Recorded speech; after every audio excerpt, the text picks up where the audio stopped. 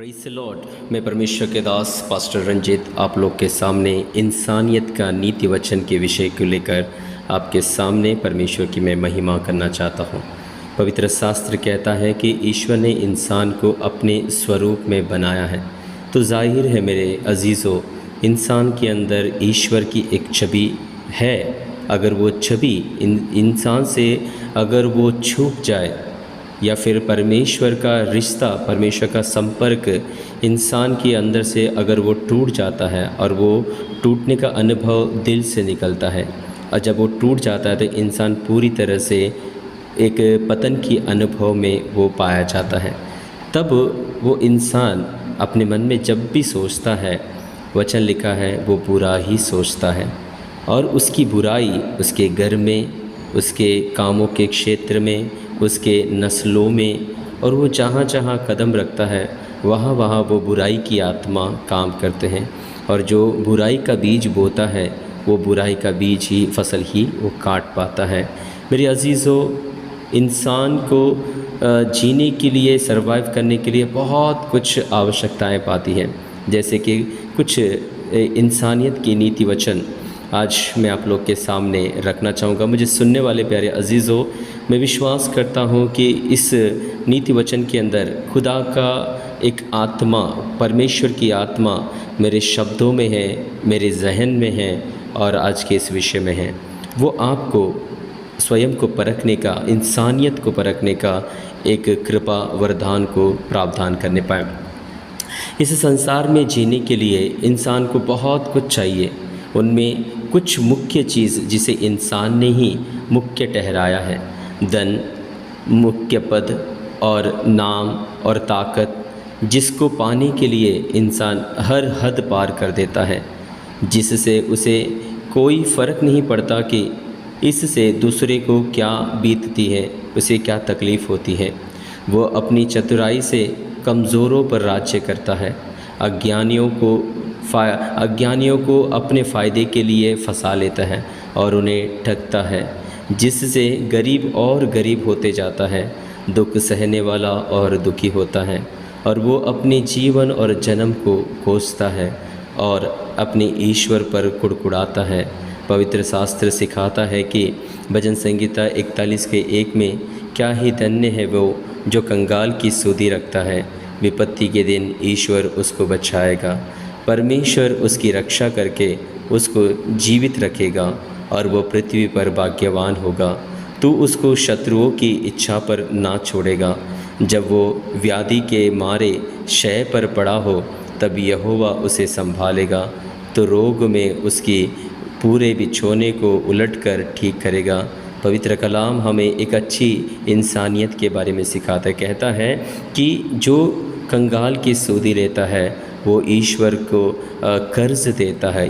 ईश्वर उसको उसकी ज़रूरतों के समय पर उसकी सूदी लेगा। यदि आज हम किसी की सूदी लेते हैं तो ईश्वर हमारी सूदी लेगा। इसलिए जब इंसान मन में बुरा ही सोचता है तो किसी के लिए क्या अच्छा कर सकता है। इंसान अपने अंदर अपनी ज़रूरतों में इतना खो गया है, इतना व्यस्त हो गया है, उसे केवल अपनी ही हित के बारे में चिंता है, दूसरों के हित के बारे में कोई चिंता नहीं है। इसलिए पवित्र शास्त्र हमें मानव जाति की 2 अवस्थाओं के विषय में वर्णित करता है, 2 प्रकाशनों को देता है जो खुदावंद हमें अपने पास रखने के लिए मन फिराव का एक अवसर देता है। मनुष्य जीवन की 2 अवस्थाएं इस प्रकार है, एक नाश की ओर जाने वाला इंसान और दूसरा ईश्वर पर विश्वास करके जीवन रक्षा प्राप्त करने वाला इंसान। जिस किसी का संपर्क ईश्वर से छूट गया है, चूक गया है, वो एक नाश की कगार की ओर बढ़ते जा रहा है। लेकिन नाशवान होते समय जीवन उसे कई सारी बातें सिखाता है। सिखाते समय अगर वो समझदार बन जाता है और अपने मन को कठोर ना करता है तो निश्चय वो अपने गुनाह से तौबा करेगा और विश्वास करके ईश्वर पर अपने जीवन की रक्षा को पुनः प्राप्त कर लेगा। इससे वो अनंत नरक से बच जाएगा। अगर वो समय रहते ही मन नहीं फिराता है तो वो नाश की ओर उसका सफ़र बढ़ते चला जाता है। नाश की ओर जाने वाला इंसान यह भूल जाता है कि केवल इसी जहां में उसे पैसा, पद, नाम और ताकत की ज़रूरत है जब तक इस पृथ्वी पर उसका डेरा है। उसके बाद यह सब कुछ किसी काम का नहीं है। वो यह भूल जाता है कि संसार में वो कुछ दिनों का मेहमान है। जो वह श्वास ले रहा है यह भी उधारी का है। इसे देने वाला ईश्वर जब चाहे उससे ले सकता है। वो यह भूल जाता है कि उसके ऊपर एक ईश्वर है जो निरंतर उसे देखता ही रहता है और उसके किए हुए हर एक अच्छे और बुरे कामों को अपने दिव्य कैमरा में वो कैद करता है कि उसके किए हुए कर्मों का न्याय करे और योग्य फल या दंड दे। ईश्वर हर एक की ज़िंदगी को अपने न्याय की तराजू में तोलता है और जो हल्का पाया जाता है उससे उसको उसकी ज़िंदगी को और जो कुछ उसका है सब कुछ छीन लेता है और दूसरों को वो दे देता है। कुदरत की न्याय से आज तक कोई नहीं बचा। वो न्यायी परमेश्वर अपने समय पर सबका न्याय करता है। इसलिए हर एक इंसान को उसके सामने भय योग्य जीवन जीना चाहिए। कुछ लोग ऐसे जीते हैं जैसे मानो वो कभी मरेंगे ही नहीं। कुछ लोग धन ऐसे बटोरते हैं जैसे मानो वो धन हमेशा उसी के ही पास रहेगा। कुछ लोग ऐसे दूसरों को खा जाते हैं, उनकी संपत्ति को हड़प लेते हैं जैसे मानो उनको कोई पूछने वाला नहीं है और उनका न्याय ना करने वाला कोई नहीं है और वे कभी दोषी करार ना ठहरेंगे। परंतु पवित्र शास्त्र कहता है हर एक का काम ईश्वर प्रभु यीशु के न्यायासन के सामने आ जाएगा। सबका घुटना उसके सामने झुकेगा, सबका मुंह अंगीकार करेगा। यीशु ही प्रभु है, वही सबका एक दिन न्याय करेगा। इसलिए आवश्यक है कि हर एक इंसान अपनी इंसानियत को ज़िंदा रखे और इंसान के काम आए और इंसान ईश्वर का अनुग्रह पाए। पर जो अपनी चतुराई पर घमंड करता है वो उसी में फंसेगा। हर एक को चाहिए कि वो दूसरों की सुध ले, अपनी ही हित की नहीं वरन दूसरों का भी हित की सोचे, ताकि ईश्वर उसकी सुध ले जब वो विपत्ति में पड़ेगा। ईश्वर उसके न्याय के समय पर उसके संग रहे। इसलिए जैसे भजनकार ने 41 के 1, 2, 3 में कहा है कि जब वो विपत्ति में पड़ेगा, जब वो क्षय में पड़ेगा, जब वो न्याय में पड़ेगा, ईश्वर उसकी सुध लेगा। क्यों? क्योंकि उसने अपने जीते जी अपने कामों को दूसरों की भलाई के लिए, अपने धन को दूसरों की ज़रूरतों के लिए और अपने जीवन को दूसरों की सहायता के लिए इस्तेमाल किया है। इसलिए इंसानियत में एक नीति वचन होना बहुत ज़रूरी है, क्योंकि हम इस पृथ्वी के नहीं हैं। क्योंकि इस पृथ्वी से हम जो कुछ भी लेंगे वो सब कुछ वापस हमें पृथ्वी पर ही देना होगा। हम यहाँ से कुछ भी नहीं लेकर जा सकते। जिस दुनिया में हम जाने वाले हैं उस दुनिया में ना इस दुनिया का कोई धन काम आएगा, ना नाम काम आएगा, ना ही शोहरत काम आएगा, ना ही कोई और काम आएगा। परंतु जो कुछ अच्छे कर्म हमने यहाँ पर किया है ये तो केवल हमारा एक आंगनवाड़ी के रूप में है, एक छाया के रूप में ये दुनिया बनाया हुआ है। असली ज़िंदगी यह नहीं है। असली ज़िंदगी तो अब आने वाला है। एक 1000 साल का युग आने वाला है, एक अनंत काल का युग आने वाला है। उस युग में प्रवेश करने के लिए ईश्वर ने हमें इस युग में रखा ताकि हम जो परमेश्वर के बनाए हुए हैं, हम अपनी अच्छाई को, जो परमेश्वर के गुणों को है हमारे अंदर है, उसके द्वारा हम अच्छे काम करें, ताकि हम वहाँ रहने लायक है या नहीं इस बात का एक जांच पड़ताल करें। लेकिन जब हम इस पृथ्वी पर रहकर इंसान के काम नहीं आता है तो वो इंसान कभी भी परमेश्वर के उस दुनिया में प्रवेश नहीं कर सकता। इंसान स्वयं को इतना स्वार्थी ना बनाए कि स्वयं स्वार्थ भी शर्मा जाए। इंसान अपने आप को इतना भी कठोर ना करे कि ईश्वर हाथ छोड़ दे। इंसान इतना भी भटक ना जाए, इतना भी घमंड में अंधा ना हो जाए कि सही और गलत को ना समझ पाए और जीवन और ज्योति को त्याग दे और स्वयं को नरक में ढकेल दे। आज मुड़कर वापस आ जाइए। आज ईश्वर की ओर अपनी आंखें उठाइए और कान लगाइए और अपनी मन को कठोरता को तोड़कर आज अपना उद्धार सुनिश्चित करे। ईश्वर हमें नए सिरे से जीने की अनुमति देगा। Praise the Lord, hallelujah. अगर ईश्वर एक पापी इंसान को शरण देता है तब तो वो सच में बच जाएगा। उसकी सारी हालातों को ईश्वर सुधार देगा। ईश्वर में ऐसी कोई कमी नहीं कि वो उसका जीवन परिवर्तित ना कर सके, परंतु उसका परिवर्तन उसके मन फिराव पर निर्भरित करता। अगर वो नहीं मन फिराता है तो निश्चय उस ईश्वर के क्रोध से कोई नहीं बच सकता मेरे प्रियो। इसलिए लिखा है इंसान एक नाश की कगार की ओर बढ़ता जा रहा है। क्यों? क्योंकि वो अपने मन में जब भी सोचता है वो बुरा सोचता है, जब भी कुछ करता है बुरा करता है, जब भी कुछ वो दूसरों के लिए करता है उसमें वो अपनी ही भलाई को ढूंढता है, जिससे उसका सारा काम व्यर्थ ठहर जाता है।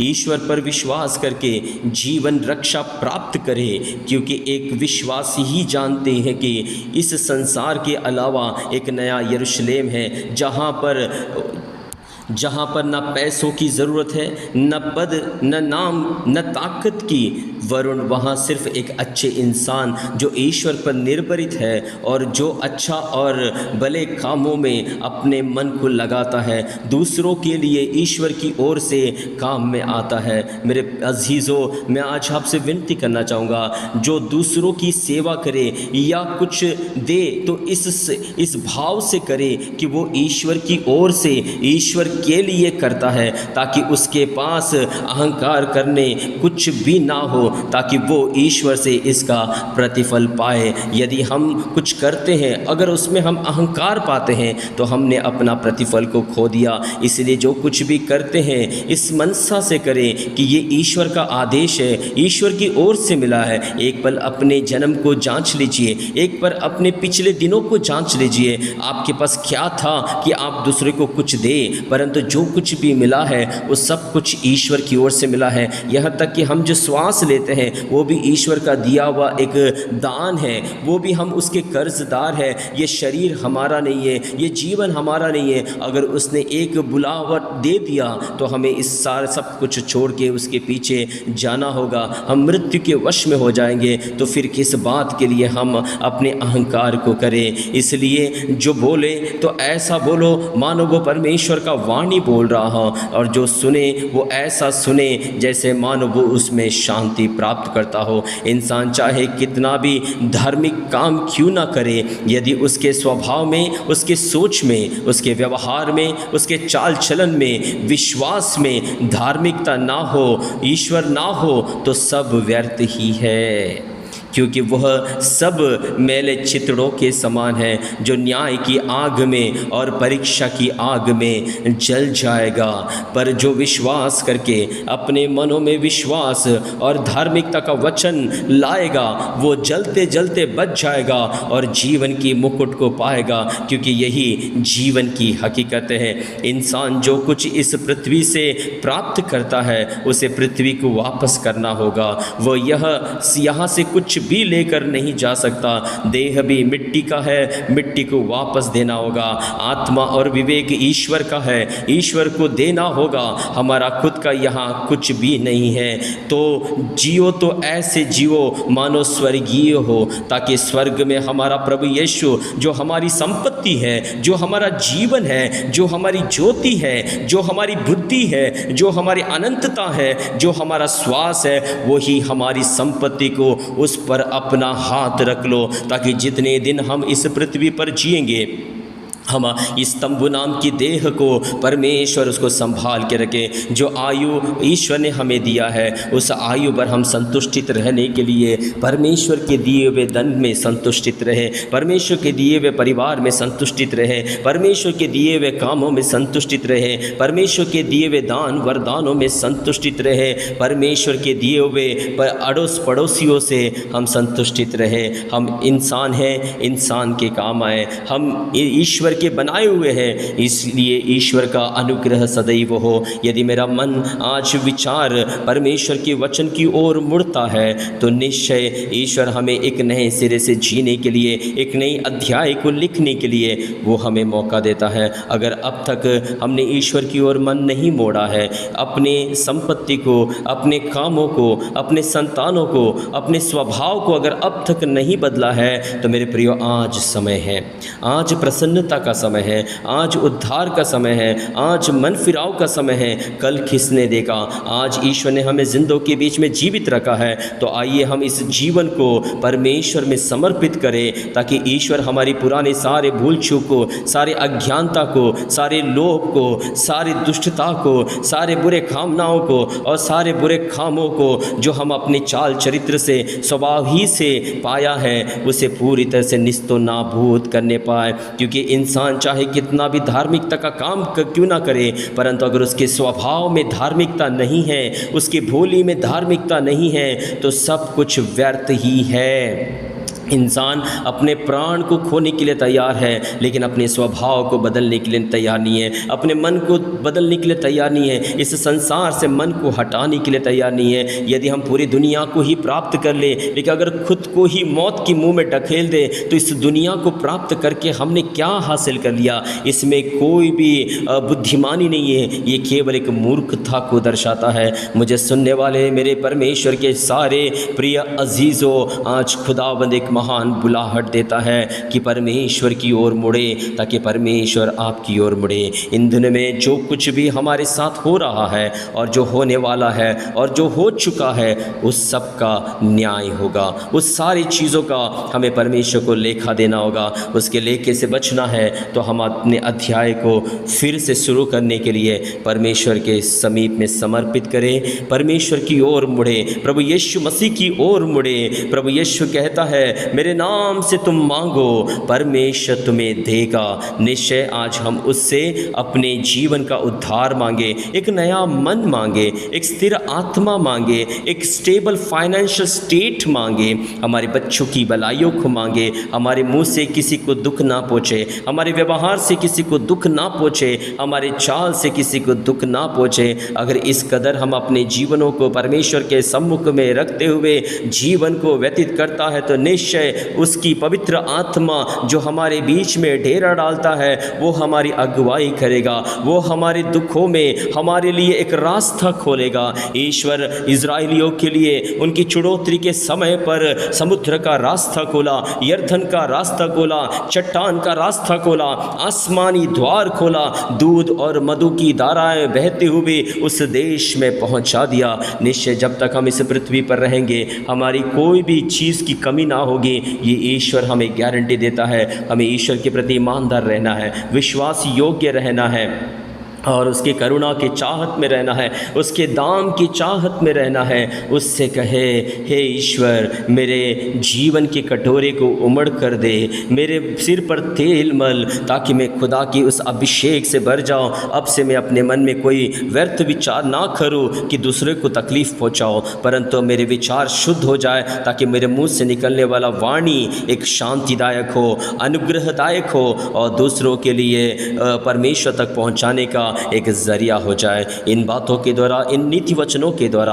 आज ईश्वर मुझे और मुझे सुनने वाले आप सबका न्याय करे, शांति दे और आगे से हम एक नए सिरे से जीने पाए। ईश्वर इन वचनों के द्वारा आप सबको आशीषित करे और आप भी आशीषित रहें, औरों तक भी पहुँचाए, ताकि उनके जीवन में भी परमेश्वर की महिमा हो सके। सबको जय मसीह की। मैं परमेश्वर के दास पास्टर रंजीत आप सबों का धन्यवाद करता हूँ। अब तक आपने मुझे सुने, आगे भी इन सुने हुए वचनों के आधार पर आपके मनों को शांति दे, आपके शरीर को स्वस्थता दे और सबसे बढ़कर आपकी आत्मा को उद्धार दे, जो केवल और केवल आकाश के नीचे पृथ्वी के ऊपर एक ही नाम दिया गया है, अर्थात यीशु नासरी। उसके अलावा और कोई नाम नहीं है जिससे मनुष्य अपने स्वभाव में परिवर्तन लाए, अपने चाल में परिवर्तन लाए और एक सच्चे खुदा के सम्मुख एक अच्छे भक्त के रूप में समर्पित होते हुए निष्कलंक, निर्जुर्री, निर्दोष बनकर परमेश्वर के सामने तेजस्विनी के समान खड़े हो सके। इस संसार में ऐसा कोई ताकत नहीं है, कोई धन नहीं है, कोई बुद्धि नहीं है, कोई व्यक्ति नहीं, कोई समाज नहीं है, कोई धार्मिकता नहीं है जो मनुष्य को परमेश्वर के सामने निष्कलंक कर सके। केवल एक ही है जो कालवारी क्रूस से बहता हुआ लहू जो मानव जाति के पापों के लिए बहाया गया है, उस पर जो विश्वास करेगा वो नाश ना होगा परंतु अनंत काल का जीवन पाएगा और बहुतायत का जीवन पाएगा। और जब तक वो इस पृथ्वी पर रहेगा निश्चय उसके मनों को ईश्वर शांति देगा और उसके वचनों को और परमेश्वर के वचन के द्वारा उसके विचारों को कैद करते हुए उचित विचारों को उसके जीवन में लागू करेगा। उन्हीं विचारों के द्वारा आज आप और आपके परिवार परमेश्वर के विचारों से चलाए जाने के लिए मैं प्रभु के दास होने के नाते आपको ब्लेस करता हूँ। परमेश्वर आप सबको आशीष करे। Thank you. Praise the Lord. आमीन।